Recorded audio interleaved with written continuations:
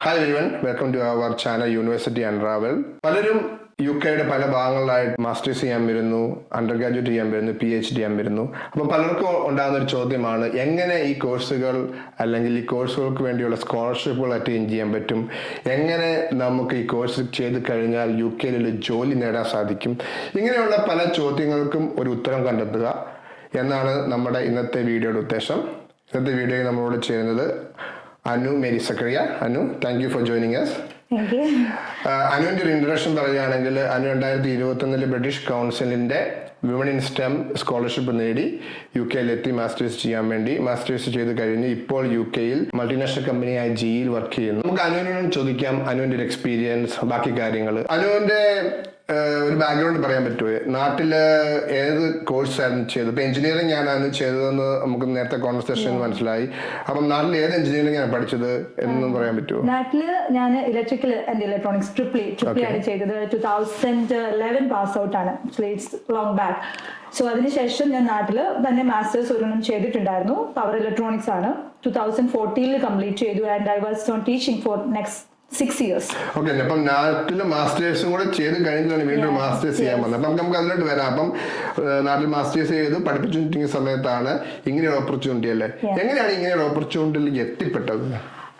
Actually ഞാൻ നാട്ടിലൊരു masters ഉണ്ടായിരുന്നതുകൊണ്ട് തന്നെ I was looking for PhD funded opportunities and but ഞാൻ നോക്കിയിരുന്നത് കൊറോണയുടെ സമയത്താണ്. ഓഫ് കോഴ്സ് വേൾഡ് വൈഡ് നമുക്ക് ഫണ്ടിങ് കുറവായിരുന്നു. PhD ഫണ്ടിങ് ആൻഡ് ഫണ്ടിങ് ഉള്ളത് തന്നെ വളരെ ലിമിറ്റഡ് ആയിരുന്നു. നമ്മുടെ നീഡ്സ് മീറ്റ് ചെയ്യാനുള്ള ഒരു മണി അതിലുണ്ടായിരുന്നില്ല. സോ ഒരു ഫണ്ടിങ്ങോട് കൂടി പഠിക്കുക എന്നുള്ളതായിരുന്നു എൻ്റെ മുന്നിലുള്ള പ്രൊവിഷൻ. എനിക്കത് അന്നേരം നമ്മുടെ അഫോർഡബിലിറ്റി അനുസരിച്ച് നമ്മുടെ ഫാമിലിയിൽ നമുക്ക് കാര്യങ്ങൾ മീറ്റ് ചെയ്യാറുള്ളൂ. അങ്ങനെയാണ് നമ്മൾ നോക്കിയിരുന്നത്. സോ എനിക്ക് എന്റെ ഹസ്ബൻഡും അക്കാഡമിയിൽ തന്നെ ആയിരുന്നു. So he got the link of this particular scholarship, British council scholarship four woman stem. അത് 2021 അതിന്റെ ഫസ്റ്റ് ബാച്ച് ആയിരുന്നു. ഓക്കെ, അപ്പൊ ഫസ്റ്റ് ബാച്ചിന്റെ ഒരു ഇൻഫർമേഷൻ പലർക്കും എനിക്ക് തോന്നുന്നു അന്ന് അറിയത്തില്ലായിരുന്നു ഓപ്പർച്യൂണിറ്റി ഉള്ളതല്ലേ. ഫോർച്ചുനേറ്റ്ലി അങ്ങനെ ഒരു ഇൻഫർമേഷൻ അനുവിന് ലഭിക്കുന്നു. അത് as you said through your husband അല്ലേ. ഗോയിങ് ഫോർവേഡ് എന്തായിരുന്നു പ്രിപ്പറേഷൻ അതിനു വേണ്ടിയുള്ളത്? അപ്പം അതിന്റെ പ്രോസസ് ഒന്ന് എക്സ്പ്ലെയിൻ ചെയ്യാവോ? ഇപ്പം നമ്മുടെ ഈ സ്കോളർഷിപ്പ് അന്ന് ഫസ്റ്റ് ടൈം ആയിട്ട് ഇൻട്രൊഡ്യൂസ് ചെയ്യുമ്പോൾ ഇത് നമ്മുടെ നോർമൽ ബ്രിട്ടീഷ് കൗൺസിലിന് നമ്മൾ IELTS അപ്ലൈ ചെയ്യാൻ പോകുന്ന സെയിം വെബ്സൈറ്റ് വഴിയായിട്ടാണ്. ഒരു എഡ്യൂക്കേഷൻ ഡിവിഷൻ ഉണ്ട് പ്രൊമോട്ട്സ് ലൈക്ക് ഇംഗ്ലീഷ് സ്റ്റഡീസ്, അതുപോലെ വേറെ ഉള്ള സ്കോളർഷിപ്പ് അവർ കൊടുക്കുന്ന എല്ലാം പ്രൊമോട്ട് ചെയ്യുന്നത്. സോ അതില് ക്രൈറ്റീരിയാസ് എഴുതിയിട്ടുണ്ട് ഓഫ് കോഴ്സ്. സോ അപ്പം നമ്മുടെ ക്രൈറ്റീരിയാസ് അനുസരിച്ച് വരുമ്പോഴത്തേക്കും നമ്മൾ സ്റ്റെം ഫീൽഡിൽ science, technology, engineering and mathematics. Science, technology, engineering, mathematics പലർക്കും അറിയത്തില്ല. സ്റ്റെം എന്നുള്ള ടെർമിനോളജി ഇവിടെ കോമൺ ആയിട്ട് യൂസ് ചെയ്യുന്നതാണല്ലേ. It's wide actually, more than what we think. Like നമ്മുടെ പ്യുവർ ഇപ്പം നോർമലി നമ്മുടെ ആൾക്കാർ ഇത് കേൾക്കുമ്പോൾ വിചാരിക്കുന്നത് എഞ്ചിനീയറിംഗ് മാത്രമാണ്. നോ, ഇറ്റ്സ് ടോട്ടലി മാത്തമാറ്റിക്സ്, ഇപ്പം നമ്മൾ ജിയോളജി, അങ്ങനെ ഏത് തരത്തിലുള്ള സയൻസ്, മാത്തമാറ്റിക്സ്, അസോസിയേറ്റഡ് എക്കണോമിക്സ്, അങ്ങനെയുള്ള എല്ലാ കാര്യങ്ങളും സ്റ്റെമ്മിന്റെ കീഴിൽ തന്നെയാണ് വരുന്നത്. സോ ഇതില് എല്ലാം ഉള്ള ഒരു ഇതുണ്ട്. പക്ഷെ ഇതിൽ വന്നു കഴിയുമ്പോഴത്തേക്കും നമുക്ക് ആ വർഷം ടോട്ടൽ 19 യൂണിവേഴ്സിറ്റീസ് ഇൻ UK ആയിരുന്നു ഈ സ്കോളർഷിപ്പിലേക്ക് ബ്രിട്ടീഷ് കൗൺസിൽ സെലക്ട് ചെയ്തിട്ട്. ഇപ്പൊ അത് നമ്പർ ഇൻക്രീസ് ചെയ്തിട്ടുണ്ട്. So 19 countries all over the world ആയിരുന്നു. ഓക്കെ, ആ വർഷം ലൈക്ലി സംഹൗ ഇന്ത്യയിൽ നിന്ന് ടോട്ടൽ സെലക്ടഡ് ആയിട്ടുള്ള ഒരു 19 തന്നെ. So total 121 or something students all over the world that year. 19 countries in the 121 students ആയിരുന്നു ആ ഇന്ത്യക്ക്. അപ്പൊ നമുക്ക് നേരത്തെ അറിയാമോ അതോ ഇവിടെ വന്നിട്ടാണോ? ഇത് ഞങ്ങൾ ഇവിടെ വന്നു കഴിഞ്ഞിട്ട് ബ്രിട്ടീഷ് കൗൺസിൽ എല്ലാവർക്കും കൂടെ ഒരുമിച്ച്, അത് കൊറോണ കഴിഞ്ഞ ഒരു ടൈം ആയിരുന്നുകൊണ്ട് ഇൻ പേഴ്സൺ ആയിരുന്നില്ല, ബട്ട് ഓൺലൈൻ ബ്രിട്ടീഷ് കൗൺസിൽ ബാച്ചിലുള്ള എല്ലാവർക്കും കൂടെ മീറ്റപ്സ് ഓൺലൈനിൽ ഉണ്ടാക്കുമായിരുന്നു. അപ്പം ആണ് ആക്ച്വലി ഇന്ത്യയിൽ നിന്നും കേരളത്തിൽ നിന്ന് ആക്ച്വലി ആ വർഷം എന്നെ കൂടെ അതൊരു കുട്ടിയും കൂടെ ഉണ്ട്. ആൻഡ് ഞങ്ങൾക്ക് ഇങ്ങനെ കേരളത്തിൽ നിന്ന് ഒരാളൂടെ ഉണ്ടെന്ന് നമ്മൾ അറിയുന്നത് ആ ഒരു മീറ്റപ്പിന് ശേഷമാണ്. സോ വി ഹാഡ് ലൈക്ക് ലിങ്ക്ഡിനിൽ നമുക്കായിട്ടൊരു പേജ്, നമ്മുടെ ഒരു ഗ്രൂപ്പ് ഉണ്ട്. അപ്പൊ അതില് എല്ലാരും get to know each other. അതിനു മുമ്പ് നമുക്ക് ആരാണ് ആകെപ്പാടെ ഇത് യൂണിവേഴ്സിറ്റി വൈസ് ആണ് ഇതിൽ. ഇപ്പം നമുക്ക് മൊത്തം ബ്രിട്ടീഷ് കൗൺസില് പല റീജിയൻസ് ആയിട്ട് വേൾഡിനെ ഡിവൈഡ് ചെയ്തിട്ട് ഇന്ന റീജിയൻസ്, അതായത് Asia, Africa, South Asia, separate split ഉണ്ട്. We belongs to South Asia. India, Pakistan, Sri Lanka, Bangladesh, അത് സൗത്ത് ഏഷ്യക്കായിട്ട് ഇപ്പം ഓരോ റീജിയൻസിനും അലോക്കേറ്റ് ചെയ്തിട്ടുള്ള യൂണിവേഴ്സിറ്റീസ് ഉണ്ട്. സോ എല്ലാ ഇയറിലും അത് സെയിം യൂണിവേഴ്സിറ്റീസ് അല്ല. എൻ്റെ ഇയറിൽ ഞാൻ പഠിച്ച യൂണിവേഴ്സിറ്റി ഉൾപ്പെടെ ഗ്ലാസ്ഗോ അങ്ങനെ കുറച്ച് യൂണിവേഴ്സിറ്റീസ് അതിലുണ്ടായിരുന്നു. ലേറ്റ് ഇപ്പോൾ ഉള്ളതിൽ എൻ്റെ യൂണിവേഴ്സിറ്റി ഈ വർഷം ഇന്ത്യയിൽ നിന്നുള്ള കുട്ടികളല്ല എടുക്കുന്നത്. University can opt out. Okay, which region they can recruit? Okay. But I think British Council manages it like every region gets some number of universities.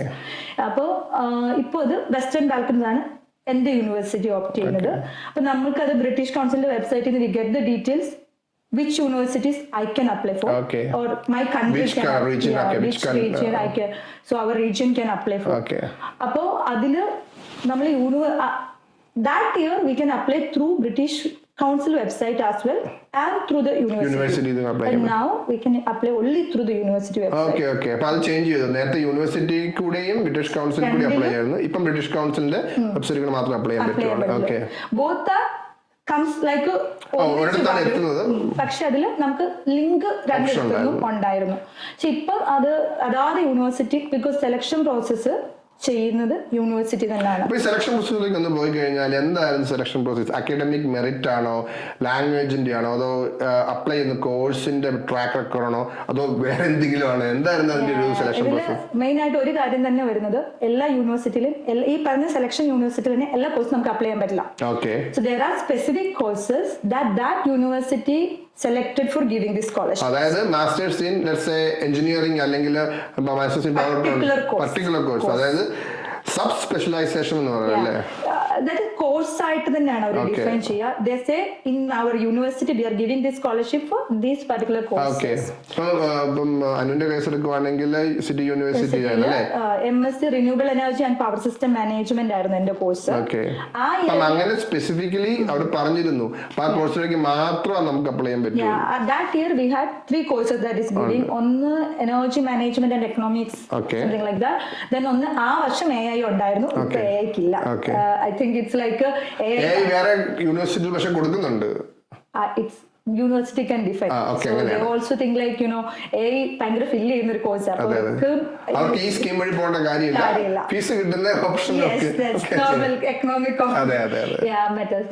So ഇപ്പം അതുകൊണ്ട് AI നമ്മുടെ യൂണിവേഴ്സിറ്റിയിൽ കൊടുക്കുന്നില്ല. വേറെ പല പ്രൊജക്ട് മാനേജ്മെന്റ് പോലെയുള്ള കോഴ്സുകൾ ആഡ് ചെയ്തിട്ടുണ്ട്. അപ്പം ഈ അനുവിന്റെ കോഴ്സിന് MSc in renewable and power system അല്ലേ?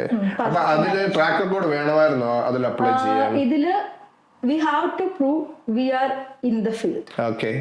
ഇപ്പം പല രീതിയിൽ നമ്മൾ ഒന്നെങ്കിൽ നമുക്ക് പബ്ലിക്കേഷൻസ് ഉണ്ടാവാം, അല്ലെങ്കിൽ നമ്മൾ പഠിപ്പിക്കുക. ഇപ്പൊ ഞാൻ ടീച്ചിങ്ങിലായിരുന്നപ്പോ ഞാനത് അങ്ങനത്തെ subjects But we have to submit the application with there is like 5 questions we have to be answered in 500 words or 250 words.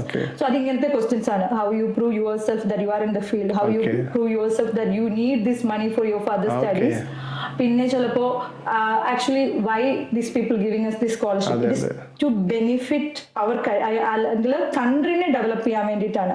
അപ്പൊ അവിടെ ചോദിച്ചോട്ടെ, ഇപ്പൊ കൺട്രീനെ ഡെവലപ്പ് ചെയ്യുവാണെങ്കിൽ എന്തെങ്കിലും കോൺട്രാക്റ്റിൽ അല്ലെങ്കിൽ എന്തെങ്കിലും തിരിച്ച് അവിടെ പോയി ജോലി ചെയ്യണമെന്നുള്ളത്? യെസ്, ആക്ച്വലി കറന്റ്ലി ഇപ്പൊ കോഴ്സ് ചെയ്യുന്നവർക്ക് ഇവിടെ സ്റ്റേ ബാക്ക് ചെയ്യാൻ പറ്റില്ല.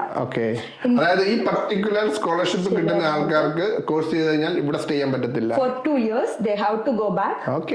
ബിക്കോസ് ഇപ്പൊ നമുക്ക് കോമൺവെൽത്തിന്റെ സ്കോളർഷിപ്പ് ആണെങ്കിലും ഏത് സ്കോളർഷിപ്പ് ആണെങ്കിലും they are giving it to make our country better. നിങ്ങൾ തിരിച്ചു പോയി നാടിന് വേണ്ടി എന്തെങ്കിലും ചെയ്യണം, അതിനുവേണ്ടി ഞങ്ങൾ സപ്പോർട്ട്. പക്ഷെ അനുവിന്റെ കേസില് ഫസ്റ്റ് ബാച്ച് ആയിരുന്നു. സോ ഫസ്റ്റ് ബാച്ചില് we didn't had any signed contract. ഇപ്പൊ സൈൻഡ് കോൺട്രാക്ട് ഉണ്ട്. ഞങ്ങളുടെ ജൂനിയേഴ്സ് ഇപ്പൊ 3 years ആയല്ലോ. അപ്പം 2 ഇയറിലും അവർക്ക് സൈൻഡ് കോൺട്രാക്ട് ഉണ്ട്. അപ്പൊ ഫസ്റ്റ് ഇയറിൽ എന്ത് പറ്റിയെന്ന് വെച്ചാൽ ഈ കൊറോണ ടൈമിലായിരുന്നു, അതുപോലെ ഫസ്റ്റ് ബാച്ച് ഇംപ്ലിമെന്റഡ് ആണ്. അപ്പൊ ഞങ്ങൾക്കൊരു സൈൻഡ് കോൺട്രാക്ട് ഉണ്ടായിരുന്നില്ല. ഈ എലിജിബിലിറ്റി ക്രൈറ്റീരിയയിൽ തന്നെ ഇപ്പൊ എഴുതിയിട്ടുണ്ട് we should be going back. അതിനെ നമ്മൾ ബ്രേക്ക് ചെയ്യാൻ പറ്റുമോ? I think for PhD if they are taking further studies only for PhD. You cannot take another master's and continue here. Further നമ്മുടെ ആ ഏരിയയിൽ തന്നെ നമ്മൾ ഫർദർ സ്റ്റഡീസ് പോവുകയാണെങ്കിൽ I think they give us this one. And another thing, അന്നേരം നമ്മൾ graduate വിസയിൽ ആയിരിക്കില്ലല്ലോ.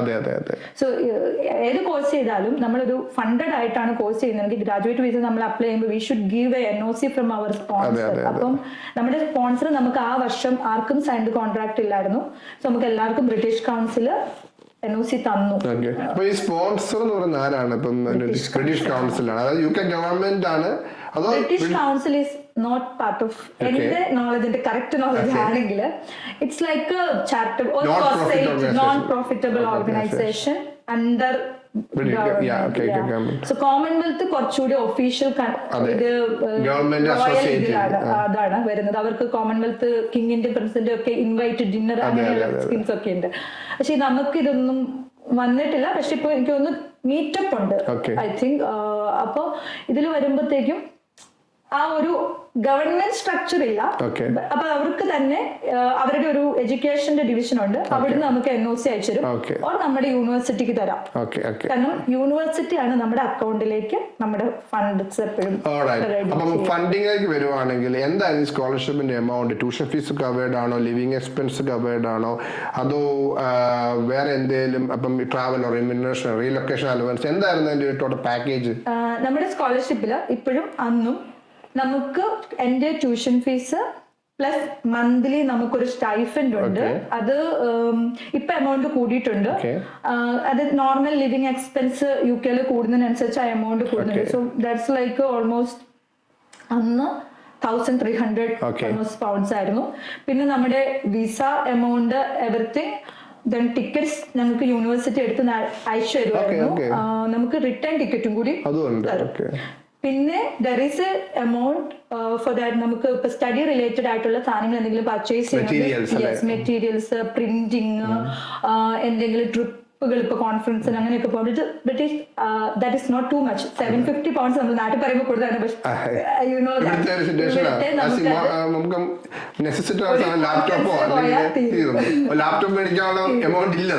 അപ്പൊ അങ്ങനെയുള്ള അപ്പം നമുക്ക് ഇവിടെ വരുന്ന ഒരു നോർമൽ സ്റ്റുഡന്റിന്റെ എക്സ്പെൻസ് വെച്ച് നോക്കുമ്പോൾ ഇത് നമുക്ക് ഭയങ്കര ഹെൽപ്പിംഗ് ആയിരുന്നു. സെയിം എമൗണ്ട് ഡിഫർ ആയിട്ട് all the things. Living expense കൂടി. ട്യൂഷൻ ഫീസ് എന്താണോ നമ്മൾ പഠിക്കുന്ന യൂണിവേഴ്സിറ്റിയിലെ ട്യൂഷൻ ഫീസ് ആണ്. പിന്നെ ലാംഗ്വേജ് ഒക്കെ അതാത് യൂണിവേഴ്സിറ്റിയിൽ എന്താണോ ക്രൈറ്റീരിയ അത് നമ്മൾ മീറ്റപ്പ് ചെയ്യണം. അപ്പം ഈ ലാംഗ്വേജിന്റെ കാര്യം പറഞ്ഞു, അപ്പൊ IELTS വേണമായിരുന്നു. എന്താണോ യൂണിവേഴ്സിറ്റി, ഇപ്പൊ ഓക്സ്ഫോർഡ് യൂണിവേഴ്സിറ്റി ആണെങ്കിൽ അവിടെ നമുക്ക് കൂടുതലാണ് കട്ട് ഓഫ് കൂടുതൽ, 7.5 ഒക്കെ ഉണ്ട്. അപ്പം മോസ്റ്റ് ഓഫ് ദി യൂണിവേഴ്സിറ്റി 6.5 ആണ് സാധാരണ IELTS അക്കാഡമിയ പറയുന്നത്.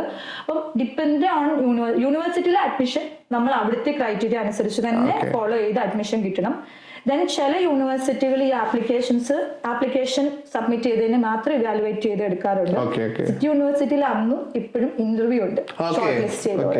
ഇന്റർവ്യൂവിനെ കുറിച്ച് പറയുകയാണെങ്കിൽ എന്തായിരുന്നു, ടെക്നിക്കൽ ആയിരുന്നോ അതോ ജനറൽ പാഷൻ ഉണ്ടോ?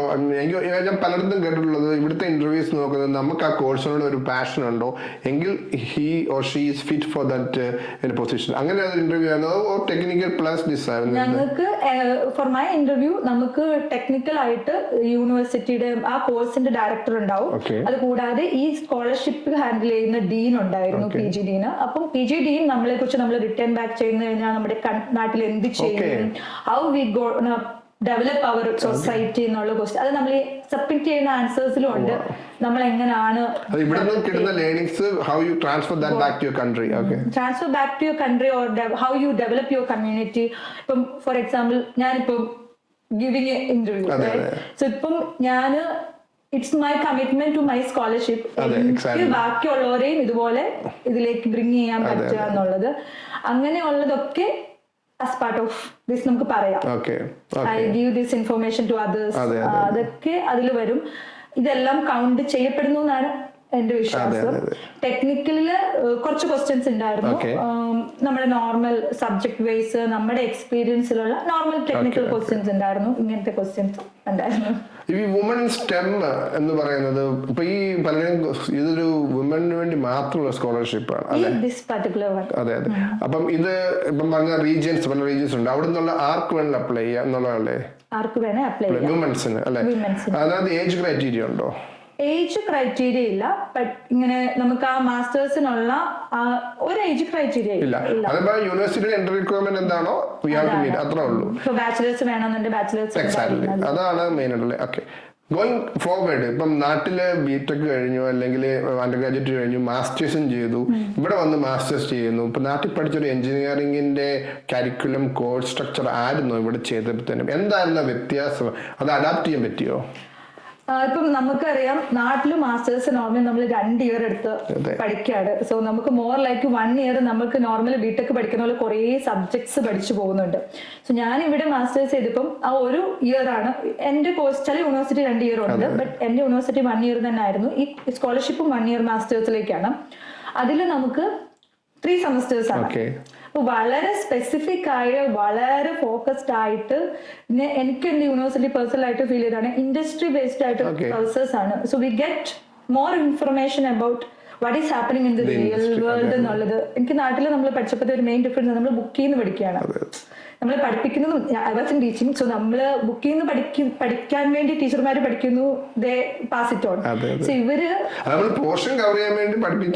പരീക്ഷ പാസ്സാകുക, പഠിക്കുക, പരീക്ഷ പാസ്സാകുക എന്ന് മാറിയിട്ട് നമ്മൾ കുറച്ചുകൂടി ജോബ് ഫോക്കസ്ഡ് ആയിട്ടാണ് അറ്റ്ലീസ്റ്റ് ഇൻഡസ്ട്രിയിൽ നിന്ന് വരുന്ന പ്രോസസ് അത് നമുക്ക് നന്നായിട്ടും ആ ജോബിലേക്ക് എങ്ങനെ എത്തണം അതിനുള്ളതാണ് നമ്മളെ അവർ പഠിപ്പിക്കുന്നത്.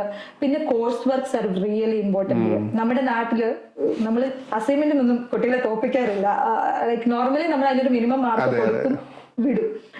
ഇവിടെ ശരിക്കും പറഞ്ഞാൽ ഞാൻ ഫസ്റ്റ് സെമസ്റ്ററിൽ പഠിച്ചപ്പോ ഞങ്ങളുടെ ക്ലാസ്സിലെ കുട്ടികൾ തോറ്റത് കോഴ്സ് വർക്കിനാണ്.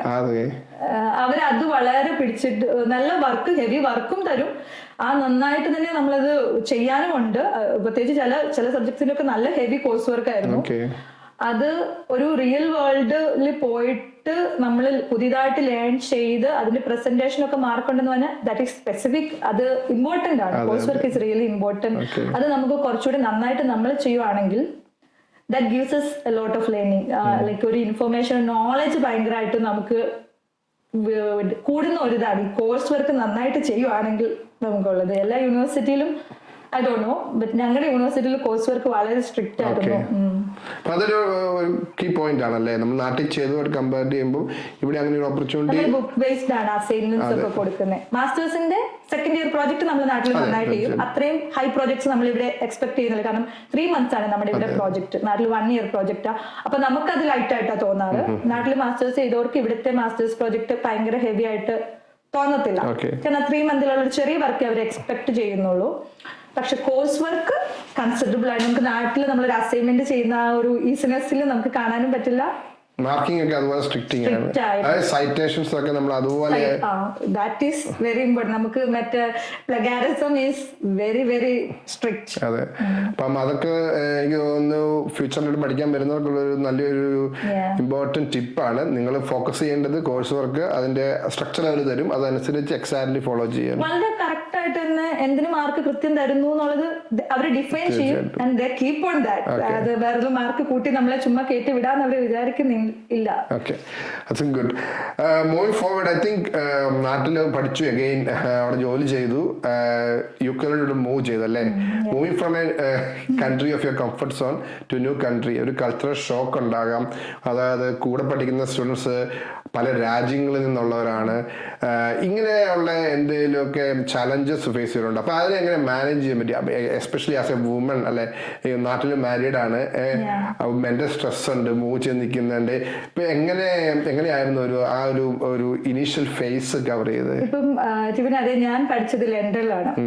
സോ ലണ്ടനിലും വേറെ അതർ പാർട്ട് ഓഫ് UK നമ്മള് ഒരു ഭയങ്കര ഡിഫറൻസ് ഉണ്ട്. ലണ്ടനില് നമ്മൾക്ക് അവിടെ എല്ലാവരും ലോണാണ്. ലൈക്ക് അവരുടെ ഒരു ഗ്രൂപ്പ്, ഇന്ന കമ്മ്യൂണിറ്റിയുടെ ഒരു ഗ്രൂപ്പ് എന്നൊന്നും അവിടെ പറയില്ല. ക്ലാസ്സിൽ എനിക്ക് തോന്നുന്നു ഞങ്ങൾ full time students, actually we were 5 students in my class. And senior engineers ഉൾപ്പെടെയുള്ള പാർട്ട് ടൈമേഴ്സ് ആണ് അടുത്ത ഒരു 5-10 ആൾക്കാരുണ്ടായിരുന്നത്. അപ്പം ആർക്കും ഒരു ഗ്രൂപ്പ് ആവാൻ അങ്ങനെയൊന്നുമില്ല. People do there work. എന്തെങ്കിലും ഡിസ്കസ് ചെയ്യേണ്ട കാര്യമുണ്ടോ എങ്കിലും ഡിസ്കസ് ചെയ്തു. ഹെൽപ്പ് ചോദിക്കുന്നത് വളരെ കുറവാണ്. ചോദിച്ചാൽ ഞങ്ങൾ ഹെൽപ്പ് ചെയ്യുമായിരുന്നു അങ്ങോട്ടും ഇങ്ങോട്ടും. അങ്ങനെയായിരുന്നു. അല്ലാതെ ഒരു നാട്ടിലെ പോലത്തെ നാട്ടിലെ ഒരു കമ്മ്യൂണിറ്റി അല്ലെങ്കിൽ ഒരു കൊളീജിയേറ്റ് എക്സ്പീരിയൻസ്, അതായത് എനിക്ക് ഗ്രൂപ്പ് സ്റ്റഡി അല്ലെങ്കിൽ ഗ്രൂപ്പ് അസൈൻമെന്റ് അങ്ങനത്തെ ഒരു കൺസെപ്റ്റ് ഒന്നും ഇല്ല. ഗ്രൂപ്പ് അസൈൻമെന്റ് ഞങ്ങൾക്ക് ഒരു കോഴ്സ് വർക്ക് 2 പേരുടെ ഗ്രൂപ്പ് ആയിരുന്നു. അപ്പോഴും അത് തരുമ്പോഴും നമ്മുടെ ഫ്രണ്ടിനെ പോയി പിടിക്കാന്ന് പറയാൻ ദർ ഇസ് നോ ഫ്രണ്ട്, നമ്മുടെ ഒരു പേഴ്സണൽ ഫ്രണ്ട് എന്ന് പറയാൻ ഒരാൾ ക്ലാസ്സിൽ ഇല്ല. അപ്പം നമ്മൾക്ക് ഇങ്ങനെയാണ് ഞങ്ങളുടെ ഗ്രൂപ്പായിട്ടുള്ള കോഴ്സ് വർക്ക് ഇട്ട് രണ്ടുപേരുടെ ഒരു സ്ലോട്ട് വീതമുള്ള ഒരു ഗ്രൂപ്പ് പോലെ ഇതിലിടുന്നു. നമ്മൾ എവിടെയെങ്കിലും കയറി ഇരിക്കുന്നു, അടുത്ത ആൾ ആരോ വന്ന് നമ്മുടെ കൂടെ ഗ്രൂപ്പ് ആവുന്നു എന്നുള്ളതായിരുന്നു ആ ഒരു ഫോർ മീ. എനിക്ക് ലണ്ടനിൽ എനിക്ക് തോന്നുന്നു, പക്ഷെ വേറെ സ്ഥലങ്ങളിൽ മലയാളി സ്റ്റുഡൻസ് വരുന്നത് ഇപ്പൊ നാട്ടിൽ നിന്നൊക്കെ റിക്രൂട്ട് ചെയ്യുമ്പോഴത്തേക്കും ഈ ഏജൻസി വഴിയായിട്ട് വരുമ്പോൾ they come like a group. അവരത് ചിലപ്പോൾ അവര് ആ ലൈഫും ഭയങ്കരമായിട്ട് എൻജോയ് ചെയ്യുന്നു. ഞാൻ പറയുന്നത് വെച്ചിട്ട് കാരണം ലണ്ടനില് ലണ്ടനിൽ നമുക്ക് കൂടുതൽ എൻജോയ്മെന്റിന് പോയ ഒരു സ്റ്റുഡന്റ് ലൈഫിൽ ദാറ്റ് ഈസ് എക്കണോമിക്കലി നമുക്ക് ഒട്ടും ബാലൻസ് ചെയ്യാൻ പറ്റത്തില്ല. കാരണം ട്രാവലിംഗ് സ്കോളർഷിപ്പ് അല്ലെങ്കിൽ സ്റ്റൈഫൻഡ് കിട്ടുമ്പോൾ നോർമലി നമ്മൾ സ്റ്റൈഫൻഡ് ആയിട്ടുള്ളവര് fully focused on studies. We don't go much for this part time work. അങ്ങനെ അത് അലൗഡ് ആണ്, ഞങ്ങൾ ചെയ്തിരുന്നില്ല. കാരണം വി തോട്ട് എനിക്ക് അങ്ങനെയാണെന്ന് തോന്നുന്നു, നമ്മൾ വർക്ക് ചെയ്യാൻ പാടില്ല എന്നെനിക്ക് തോന്നുന്നു. അപ്പം അങ്ങനെ ഒരു കോൺട്രാക്ട് എന്തെങ്കിലും ഉണ്ടാകുന്നത് 20 hours ഇവിടെ പാർട്ട് ടൈം വർക്ക് ചെയ്യാൻ ഡ്യൂറിംഗ് സ്റ്റഡീസ്. പക്ഷേ അനു സെയിങ് ചെയ്തിട്ടില്ല, പക്ഷെ ചെയ്യാൻ മേലായിക എന്നൊരു ക്ലോസ് ഉണ്ടായിരുന്നു. തോന്നുന്നു ചിലപ്പോ അതിനെ കുറിച്ച് കുറച്ച് ചെയ്യാൻ പറ്റുമെന്ന് ഞാൻ തോന്നുന്നു. കാരണം എന്റെ ജൂനിയേഴ്സ് ആയിട്ട് വന്ന കുട്ടികള് ഇതേ സ്കോളർഷിപ്പിൽ വന്നവര് ചെയ്തിരുന്നു. അപ്പൊ 20 hours ചെയ്യാമെന്ന് കരുതുന്നു. ദാറ്റ് ഇയറിൽ നമ്മൾ ആരും തന്നെ ചെയ്തിട്ടുണ്ടായിരുന്നില്ല. അറ്റ്ലീസ്റ്റ് പഠിച്ച ആ സമയത്ത് കോഴ്സിന്റെ സമയത്ത് ആരും ചെയ്തിട്ടില്ല. നോർമലി അല്ലാതെ ഇപ്പൊ ചെയ്യാമെന്നാണ് എനിക്ക് ഇപ്പം ഒരു അണ്ടർസ്റ്റാൻഡിങ് എനിക്ക് തോന്നുന്നത്. നമ്മുടെ വിസയിൽ അടിച്ചിട്ടുണ്ടെങ്കിൽ അതായത് വിസയിലൊക്കെ no disclosure to public fund അല്ല വർക്ക് ചെയ്യാൻ മേലെന്നുള്ള ഒന്നും വിസയിൽ 20 hours നമുക്ക് അടിച്ചു വരുന്നത്. അപ്പം നമുക്ക് ഈ ഫണ്ടിങ് കിട്ടുന്നതുകൊണ്ട് ഞങ്ങളുടെ ആ ബാച്ച് ഞങ്ങൾ 5 പേരായിരുന്നു ഞങ്ങളുടെ യൂണിവേഴ്സിറ്റിയിൽ ഈ സ്കോളർഷിപ്പിൽ വന്നത്. 3 പേര് ഇന്ത്യയിൽ നിന്നും 2 പേര് ബംഗ്ലാദേശിൽ നിന്നുമായിരുന്നു. അതിൽ 3 പേര് AI എന്ന കോഴ്സിലും എന്റെ കോഴ്സിലും ഞാനും പിന്നെ ഒരാള് എനർജി മാനേജ്മെന്റ് ആൻഡ് എക്കണോമിക്സ് എന്ന് പറയുന്നൊരു കോഴ്സിലുമായിരുന്നു. ഞങ്ങൾ ആരും വർക്ക് ചെയ്തിട്ടില്ല. അതാണ് നമുക്ക് അന്ന് എക്സ്പീരിയൻസ്. ഫ്യൂച്ചറിൽ അപ്പം വിസ അടിച്ചിട്ടുണ്ടെങ്കിൽ വർക്ക് അല്ലേ? ആഫ്റ്റർ ചെക്കിംഗ് നമ്മൾ എവിടെ യൂണിവേഴ്സിറ്റി സ്റ്റുഡൻസ് വർക്ക് ചെയ്യാനായിട്ട് പോകുമ്പോൾ എനിക്ക് തോന്നുന്നു നമ്മൾ യൂണിവേഴ്സിറ്റി എന്നൊരു ലെറ്റർ വാങ്ങിച്ച് കൊടുക്കാനും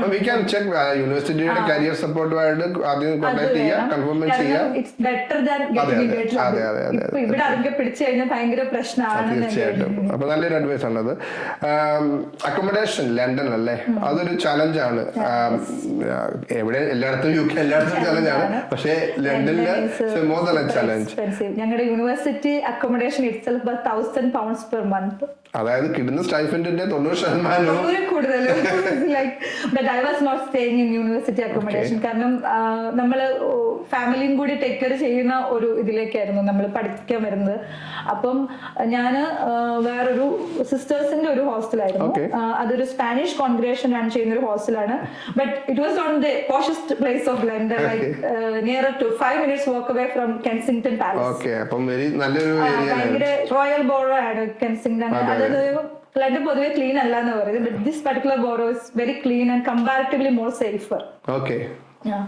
സോ ഞാൻ അവിടെ ഒരു സിസ്റ്റേഴ്സിന്റെ ഹോസ്റ്റൽ എന്താന്ന് വെച്ചാൽ വി ഹാവ് ഇവിടുത്തെ ഭാഷയിൽ പറഞ്ഞ കർഫ്യൂ ഉണ്ട്. പർട്ടിക്കുലർ ടൈമില് നമ്മൾ ഹോസ്റ്റലിനുള്ളിൽ കയറണം. മോർണിംഗ് 6:30 മുന്നേ ഇറങ്ങാൻ പാടില്ല. നാട്ടിൽ നിന്ന് വരുന്നവർക്ക് ഇറ്റ്സ് നോട്ട് എ പ്രോബ്ലം. ഇവിടെ വന്ന് ഇവിടുത്തെ നോർമൽ ലൈഫില് 24 hours ആൾക്കാർ ലണ്ടനിലൊക്കെ പുറത്തു പോകുന്ന സ്ഥലമാണ്. അപ്പം അങ്ങനെ വരുമ്പോൾ Europeans don't prefer this hostel that much. Night life prefer ചെയ്യുന്ന ഫ്രൈഡേ പോലും ഞങ്ങൾക്ക് 12-നുള്ളിൽ അകത്ത് കയറും. നാട്ടിൽ നിന്ന് കേൾക്കുന്ന 1 hour ഫ്രൈഡേയും സാറ്റർഡേയും നോർമൽ ഡേയ്സിൽ 11 കയറണം. അല്ലാത്ത ദിവസം വീക്കെൻഡ്സിൽ 12 കയറണം. സൺഡേയിൽ വീണ്ടും അത് 11 ആവും. കാരണം they are expecting these people staying here going to work or studies in tomorrow morning. നമ്മുടെ നാട്ടിലെ സിസ്റ്റേഴ്സിനെ പോലെ തന്നെ they focus on ഇവർ പഠിക്കാൻ വന്നാണ് പഠിക്കുക, അല്ലെ ജോലി ചെയ്യാൻ വന്നവരാണ് ജോലി ചെയ്യാന്നുള്ളതിൽ അവരുടെ ശകലം കൺസിഡർ ചെയ്യുന്ന സിസ്റ്റേഴ്സ് ആയിരുന്നു. അപ്പൊ അങ്ങനെയൊക്കെ ഉള്ളതുകൊണ്ട് പിന്നെ അതൊരു ഭയങ്കര ഓൾഡ് വിക്ടോറിയൻ ബിൽഡിംഗ്. അപ്പൊ ഇപ്പത്തെ ന്യൂജൻ ഹോസ്റ്റലുകളിലൊക്കെ ജിമ്മും അങ്ങനത്തെ ഫെസിലിറ്റീസ് ഇത് അങ്ങനെ ഒന്നുമില്ല. അപ്പൊ നമുക്കൊരു റൂം ഉണ്ടായിരുന്നു. ടോയ്ലറ്റ് എന്റെ സിംഗിൾ റൂം ആയിരുന്നു, ബട്ട് അവിടെ കുറെ ഷെയർഡ് റൂംസ് ആയിരുന്നു. അപ്പം വെരി ഓൾഡ് സിസ്റ്റം. യുകെയിലെ ഓൾഡ് സിസ്റ്റത്തില് ഈ ഓൺസ്യൂട്ട് എന്ന് പറയുന്ന സംഭവം ഇല്ല. നമ്മുടെ നാട്ടിൽ നിന്ന് വരുന്നവർ ഓൺസ്യൂട്ട് ഇല്ലാതെ നമുക്ക് ഭയങ്കര ബുദ്ധിമുട്ടാണ് താനും. അപ്പൊ ഇവിടെ പുതിയ സിസ്റ്റത്തിൽ മാത്രം ആണ് ഇപ്പൊ ഈ ഓൺസ്യൂട്ട് ഇത് വരുന്നത്. അപ്പം അവിടെ ഞങ്ങൾക്ക് 4 റൂംസ്, എന്റെ ഫ്ലോറിൽ 4 റൂംസ് ആയിരുന്നു. അപ്പൊ അതിനൊരു ടോയ്ലറ്റ്, ഒരു ബാത്റൂം, അതൊക്കെ ആ പഴയ ഇതൊന്നുള്ളത് കൊണ്ടാണെന്ന് തോന്നുന്നു. We had only around £600 monthly rent ഉണ്ടായിരുന്നുള്ളൂ. അത് ബട്ട് നമ്മുടെ നോർമൽ അകത്തെ ലൈഫിൽ കുറച്ച്, അതായത് ഇപ്പൊ കിച്ചൺ നമ്മൾ എല്ലാവരും ഹോസ്റ്റലിൽ 45 പേരുണ്ടെങ്കിൽ 45 പേരോട് ഷെയർ ചെയ്യുന്ന കിച്ചൺ ആണ്. ഒരാൾക്ക് അവനവന്റെ സാധനങ്ങൾ വെക്കാൻ ഒരു ഫ്രിഡ്ജിൽ ഒരു തട്ട്, അങ്ങനെയുള്ള ലിമിറ്റേഷൻസ്. അത് നോർമൽ ലിമിറ്റേഷൻസ് ഓഫ് എ. അതായത് കേരളത്തിൽ നിന്ന് വരുന്ന ഒരാൾക്ക് അത് ലിമിറ്റേഷൻ ആയിട്ട് തോന്നത്തില്ല. അതായത് അവരുടെ അണ്ടർ ഗ്രാജുവേറ്റ് അല്ലെങ്കിൽ ഇങ്ങനെ ഒരു സെറ്റപ്പിൽ ജീവിച്ച ആളാണെങ്കിൽ. പക്ഷേ ഇതില് ഒരു കാര്യം എന്ന് വെച്ചാൽ നമ്മള് നാട്ടിൽ ഹോസ്റ്റലിൽ നിൽക്കുമ്പോൾ we get the food from hostel, right? ഇവിടെ നമ്മൾ കുക്ക് ചെയ്യണല്ലോ. അപ്പൊ നമുക്ക് ഈ സാധനങ്ങളൊക്കെ ഫ്രിഡ്ജിലൊക്കെ സൂക്ഷിക്കാനായിട്ടൊരു അങ്ങനെയുള്ള ചെറിയൊരു അതൊക്കെ ഫോർ £600 ലണ്ടനിൽ സ്റ്റേ ചെയ്യണമെങ്കിൽ ലിമിറ്റേഷൻ നമ്മൾ അഡ്ജസ്റ്റ് ചെയ്താൽ പറ്റും. ഇത് സേഫ് ആൻഡ് സെക്യൂർ ആയിട്ടുള്ള ഒരു ഹോസ്റ്റൽ. ഇത് വുമൻസിന് മാത്രമുള്ളായിരുന്നു. It's only for ladies. അതിനകത്ത് ഒരു ചാപ്പലൊക്കെ ഉണ്ട്. നാട്ടില് നമ്മുടെ ഒരു ഹോസ്റ്റലിന്റെ ഒരു സിമിലാരിറ്റി ഒക്കെ ഉള്ളൊരു സ്ഥലം. That's good. അതാണ് കേൾക്കുന്നത് അങ്ങനെ ഒരു ഫെസിലിറ്റി ഉണ്ടെന്ന്. ഇപ്പം ഫ്യൂച്ചറിൽ വരുന്നവർക്ക് കീപ് ഇൻ മൈൻഡ് ഇങ്ങനെ റെസ്ട്രിക്ഷൻസ് ഉണ്ട്. അല്ല, ഇപ്പം നമ്മുടെ വിചാരമാണ് ഇവിടെ സിസ്റ്റേഴ്സിന്റെ ഹോസ്റ്റലൊന്നും ഇല്ലെന്ന്. ബട്ട് ലണ്ടനിലൊക്കെ ഉണ്ട്, പലതുണ്ട്. എന്റെ യൂണിവേഴ്സിറ്റിയുടെ അടുത്തൊരെണ്ണം ഉണ്ടായിരുന്നു, but it is more except because എന്റെ university 30 minutes walk away from London Bridge. അത്രയും സെൻട്രൽ ലണ്ടൻ ആയിരുന്നു. അവിടെ കുറച്ചും കൂടി ഭയങ്കര എക്സ്പെൻസീവ് ആയിരുന്നു എന്നുള്ളത് കൊണ്ട്. പക്ഷെ അത് മോർ റൂൾസ് മസ്റ്റായിട്ടും ഇങ്ങനെ എന്താ ഞാനിങ്ങനെ നാട്ടിൽ നിന്ന് തന്നെ ഇങ്ങനെ കുറെ ഹോസ്റ്റൽസ് സെർച്ച് ചെയ്തു. എനിക്ക് വേണ്ടി ആക്ച്വലി എന്റെ ഹസ്ബൻഡാണ് അത് ചെയ്തിരുന്നത്. അപ്പൊ ഇങ്ങനെ സിസ്റ്റേഴ്സിന്റെ ഹോസ്റ്റലുകൾ തന്നെ, കാരണം ഒറ്റയ്ക്കാണ് വരുന്നത്, ലണ്ടനിൽ നമ്മൾ അറിയുന്ന ആരുമില്ല. ഇവിടെയൊക്കെ ഇപ്പൊ ഞാനുള്ള അടുത്തൊക്കെ എനിക്ക് റിലേറ്റീവ്സ് ഉണ്ട്, പക്ഷെ ലണ്ടനിൽ നമുക്ക് ആരും ഇല്ലായിരുന്നു. സേഫ്റ്റി നോക്കിയപ്പം യൂണിവേഴ്സിറ്റിക്ക് അടുത്ത് തന്നെ ഒരു ഹോസ്റ്റലുണ്ട്. അവിടെ ഇങ്ങനെ നമ്മൾ ചർച്ചിൽ പോകണം, നമ്മൾ പ്രേയറിന് പോകണം. അതിന്റെ കഴിഞ്ഞിട്ട് നമുക്ക് ഡ്യൂട്ടീസ് ഒരു ഹോസ്റ്റൽ അസൈൻഡ് ആയിട്ടുള്ള വളരെ സ്ട്രിക്റ്റ് ആയിട്ടുള്ള റൂൾസ് ഒക്കെ ഉള്ള ഹോസ്റ്റലും ലണ്ടനിലുണ്ട്. Keep that in mind. Different side of London. Okay. That's a good information. Thank you. Course കഴിഞ്ഞു അല്ലേ? ഇപ്പോൾ മൾട്ടിനാഷണൽ കമ്പനിയിലെ GE വർക്ക് ചെയ്യുന്നു. എങ്ങനെയാണ് ട്രാൻസിഷൻ? ഇപ്പൊ ആ കോഴ്സ് ചെയ്തുകൊണ്ടാണോ GE കിട്ടിയത്? ഇപ്പൊ അല്ലെങ്കിൽ പ്രീവിയസ് ട്രാക്ക് റെക്കോർഡ് എത്രമാത്രം ഹെൽപ്പ് ചെയ്തു? എന്തായിരുന്നു ആ ഒരു ട്രാൻസിഷൻ എടുത്ത ഒരു ടൈം ലൈൻ അല്ലെങ്കിൽ കൊടുക്കാനുള്ള അഡ്വൈസ്? ഞാൻ നാട്ടിലെ നമ്മുടെ ഒരു ബാക്ക്ഗ്രൗണ്ട് വെച്ചിട്ട് I won't dare to apply to GE. That's the thing. ഇപ്പം ഇവിടുത്തെ പഠിച്ചത് കൊണ്ടാണ് GE കിട്ടിയോ എന്ന് ഞാൻ പറയത്തില്ല. പക്ഷേങ്കില് നമുക്ക് ആ GE അപ്ലൈ ചെയ്യാനുള്ള ഒരു മോട്ടിവേഷൻ ഇപ്പം ഞങ്ങൾക്ക് ഒരു നല്ലൊരു പ്രൊഫസറാണ്. എല്ലാവരും തന്നെ ഒരു നല്ല ടീച്ചേഴ്സാണ്. അപ്പം ഞങ്ങൾ ഫസ്റ്റ് സെമസ്റ്റർ കഴിഞ്ഞപ്പോൾ ഞങ്ങളുടെ പ്രീവിയസ് ഒരു 6 years സീനിയർ ആയ ഒരാള് നമുക്ക് വന്നിട്ട് ഒരു ഓൺലൈൻ ഇന്ററാക്ഷൻ ഉണ്ടായിരുന്നു. He was working in national grid. അപ്പം പുള്ളി ഗ്രാജുവേറ്റ് എഞ്ചിനീയർ ആയിട്ട് നാഷണൽ ഗ്രിഡ് ആണ്. സോ അത് കഴിഞ്ഞപ്പോൾ തൊട്ട് നമ്മള് ഫസ്റ്റ് സെമസ്റ്റർ കഴിഞ്ഞപ്പോൾ തൊട്ട് ജോലിക്ക് അപ്ലൈ ചെയ്യാൻ തുടങ്ങി. സോ എനിക്ക് ജോലി കിട്ടുന്നത് എന്റെ പ്രോജക്റ്റ് സബ്മിറ്റ് ചെയ്തിരിക്കുന്ന ഒരു സമയത്താണ്. അപ്പം നെക്സ്റ്റ് ഒരു 6-7 months ഞാൻ കണ്ടിന്യൂസ് ജോലി അപ്ലൈ ചെയ്തിട്ടുണ്ട്. Got a lot of negative replies. എന്റെ ഇമെയിലൊക്കെ ഫുൾ റിജക്ഷൻസ് ആയിരുന്നു. സത്യം പറഞ്ഞാൽ നമുക്ക് ഭയങ്കര ഡിപ്രഷൻ. അപ്പം പ്രോജക്ട് ഗൈഡിനോടൊക്കെ നമ്മളിങ്ങനെ സാർ എല്ലാം നെഗറ്റീവ് വരുന്നത്, sir no you don't worry, you will get into something good എന്ന് നമ്മളോട് പറയായിരുന്നു. അപ്പം ഒരുപാട് അപ്ലൈ ചെയ്തു. പിന്നെ കോണ്ടാക്ട്സ് മാറ്റേഴ്സ്. നമ്മളെ ഒരാള് റെഫർ ചെയ്യാനുണ്ടെങ്കിൽ അത് ഇപ്പം നമ്മളോട് പേഴ്സണൽ ബന്ധമുള്ളവരായിരിക്കണം എന്നില്ല നമ്മളോട് റെഫർ ചെയ്യുന്നവര്. നമുക്ക് ഒരാളെ പരിചയപ്പെടാൻ ഒരു അവസരം കിട്ടിയാൽ മേക്ക് ഇറ്റ് യൂട്ടിലൈസ്. ഒരാളെ ഒരു ജോബ് ഫെയറിലോ അല്ലെങ്കിൽ നമ്മളുടെ ഒരു പ്രൊഫസർ അല്ലെ ഒരു ടോക്കിന് വരുന്നു നമ്മുടെ യൂണിവേഴ്സിറ്റിയിൽ ഒരാള്, അവരോടൊരു ഹായ് പറയാൻ ഒരു അവസരം കിട്ടിയാൽ അത് ഇപ്പം നമ്മൾ ഏത് സ്റ്റുഡൻസ് വന്നാലും അത് യൂട്ടിലൈസ് ചെയ്യണം. അവരുമായിട്ട് എന്തെങ്കിലും ഒരു ഫോർമൽ ഡിസ്കഷൻസ് ചോദിക്കുന്നതിൽ നല്ലതാണ്. When you ask them to refer late സമയം അവരത് ചെയ്യും. കാരണം എല്ലാവർക്കും അറിയാം ഇപ്പം കമ്പനിയിൽ നിന്ന് അവർക്ക് അതിന് ബെനിഫിറ്റ് കിട്ടുന്നതാണ്. ബെനിഫിറ്റ് മാത്രമല്ല, ഇതൊരു ചെറിയ വേർഡ് ആണല്ലേ. ഇപ്പൊ നമ്മൾ ഇന്ന് കാണുന്ന നമുക്ക് ടോക്ക് ചെയ്യുന്ന ആളെ നമ്മൾ നാളെ നമ്മുടെ മാനേജർ. അപ്പൊ there is always an opportunity. Networking is important അല്ലേ? Very very very important. അപ്പൊ അതൊരു അഡ്വൈസ് ആണ് അനുവിന്റെ എക്സ്പീരിയൻസ് എന്നും പേഴ്സണലി എന്റെ എക്സ്പീരിയൻസ് എന്ന് പറയാനുള്ളത്. If you get an opportunity try to utilise it. അപ്പം ഒരു ഹായ് പറയുകയോ അല്ലെങ്കിൽ ഒരു ക്വസ്റ്റ്യൻ ചോദിക്കുന്നതുകൊണ്ടോ തെറ്റാണെങ്കിലും ശരിയാണെന്നല്ല, നമ്മൾ അവിടെ പ്രസൻസ് നമ്മുടെ പ്രസൻസ് ഇപ്പൊ തന്നെ ഇപ്പൊ നമ്മുടെ കമ്പനിയിലൊക്കെ ആണെങ്കിലും ആൾക്കാർ വിസിബിൾ, അതൊരു വളരെ ഇമ്പോർട്ടന്റ് ആയിട്ടുള്ള കാര്യമാണ്. പ്രത്യേകിച്ച് UK-ലൊക്കെ we have to marketise our self. അത് നമ്മൾ ചെയ്തേ പറ്റത്തുള്ളൂ, അല്ലാതെ പറ്റത്തില്ല. ഇപ്പം ഞാൻ ഇവിടെ നമ്മുടെ കോഴ്സ് വർക്കിന്റെ ഒക്കെ ഇൻഫർമേഷൻ കിട്ടാൻ വേണ്ടിയിട്ട് കുറെ FDP പോലെയുള്ള സംഭവങ്ങൾ ശരിക്കും ഇന്ത്യയിൽ നിന്ന് നടത്തുന്നതാണ്. ഞാൻ അതൊക്കെ അറ്റൻഡ് ചെയ്തപ്പം ഞാനൊരു US-ലുള്ള ഒരാളെ പരിചയപ്പെട്ടു.